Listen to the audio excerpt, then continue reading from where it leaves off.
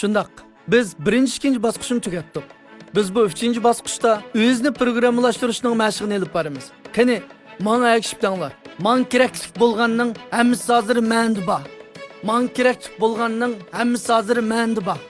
Hozir siz buni dang. Siz mushun deyotgan chaqda haqiqatan hammaning sizni bor ekanligini tasavvur qiling.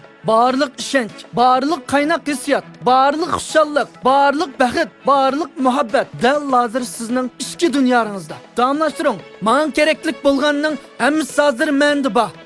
Men keraklik bo'lganning hammasi hozir menda bor. Yanım yuqori, tig'im kichikdan. Men keraklik bo'lganning hammasi hozir menda bor.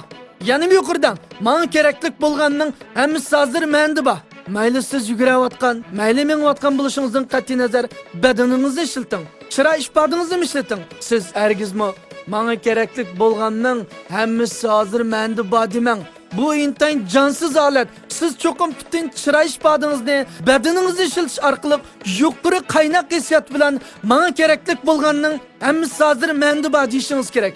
Men keraklik bo'lgan barliq xushallik hozir men bilan birga deyishingiz kerak. Men keraklik bo'lgan barliq muhabbat hozir men bilan birga. Men keraklik bo'lgan barliq baxt hozir men bilan birga. Siz o'zingiz erishishni umid qilgan har qanday bir narsani mushu jumlaning ichiga aralashtirib desangiz bo'ladi. Nima kerak bo'lsa shuni dang. Nimani his qilmoqchi bo'lsangiz yetarli kuchlik daris bilan dang.